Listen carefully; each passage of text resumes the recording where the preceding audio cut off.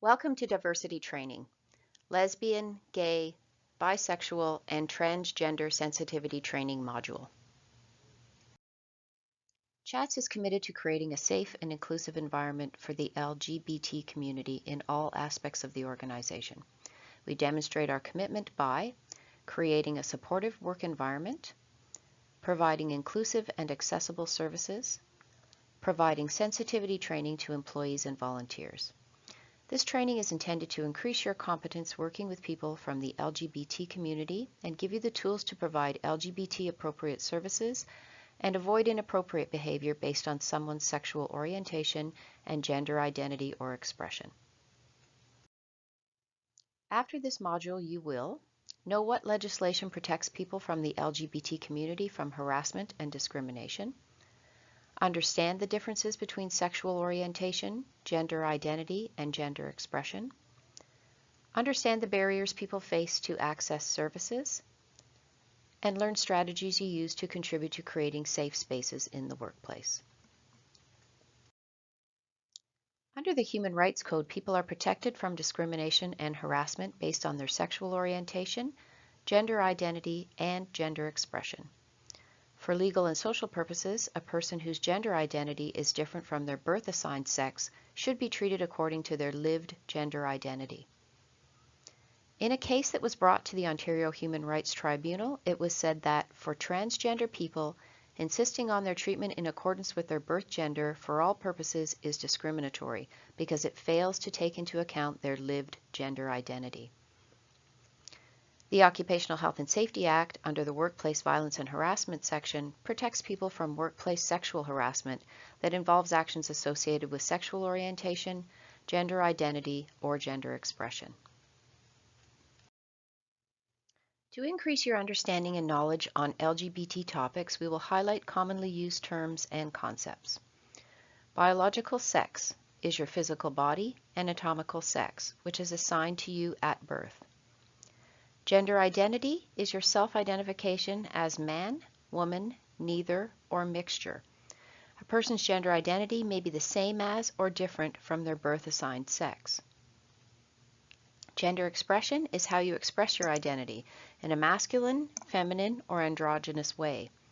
All people, regardless of their gender identity, have a gender expression, and they may express it in any number of ways. For trans people, their chosen name, preferred pronoun, and apparel are common ways they express their gender. Attraction, the type of people you are attracted to. Men, women, neither, both, etc. Some people use the acronym Lgbtq2S. This includes people that identify themselves as queer or two-spirited. Two-spirited is used by some Indigenous people to include and represent the specific experience of being both Indigenous and part of the LGBT or transgender and gender diverse spectrum. Let's review this with an example. Jane was born with a female reproductive system. She identifies herself as a man. His gender expression is masculine, and he uses the name Jim. He is attracted to women, therefore his sexual orientation is heterosexual. John, on the other hand, was born with a male reproductive system. He identifies himself as a man, and he expresses himself in a masculine way. He is also attracted to men. He identifies himself as gay.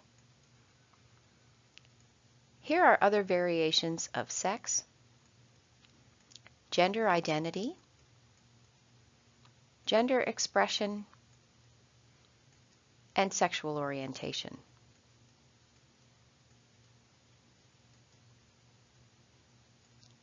Here are some important historical events in the progress for legal equality for people from the LGBT community.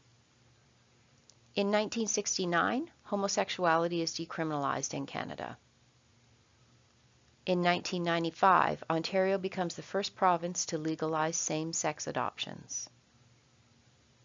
In 1996, sexual orientation is added to the Human Rights Code.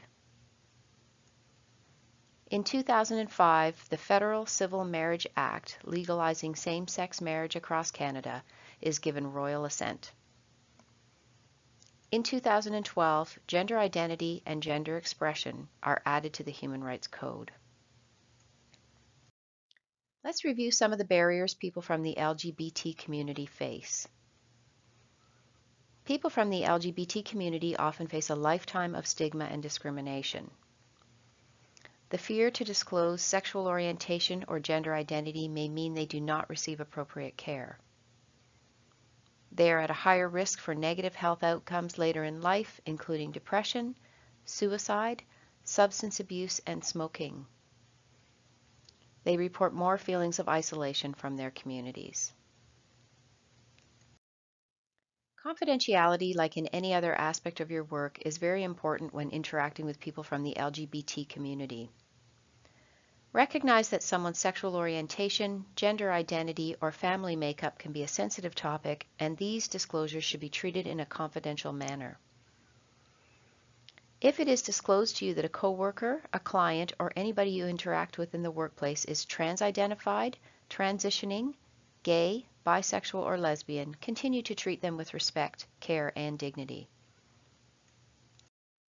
Language can be a powerful tool in creating and maintaining an LGBTQ inclusive culture. You can help to create a safe environment by using neutral pronouns and avoid gendered language. Avoid assumptions around gender and identity when interacting with an individual you encounter. Select the pronouns that align with a person's self-determined identity. Here are some tips on using inclusive language when interacting with new people or groups of people. Avoid, "Hey guys, ladies and gentlemen, good evening sir, can I help you ma'am?"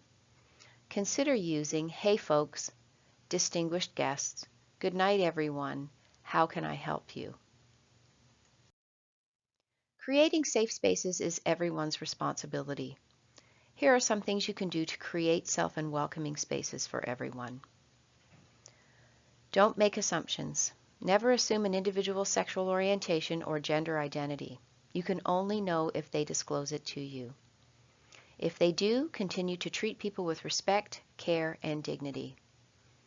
Educate yourself. Chats has a variety of educational resources, including LGBT info sheets, a list of LGBT resources available in our area, and a diversity policy. Use the name and pronouns by which they wish to be addressed. If someone takes the time to let you know their name and pronoun, use it and respect it. It's not up to you to decide someone else's identity.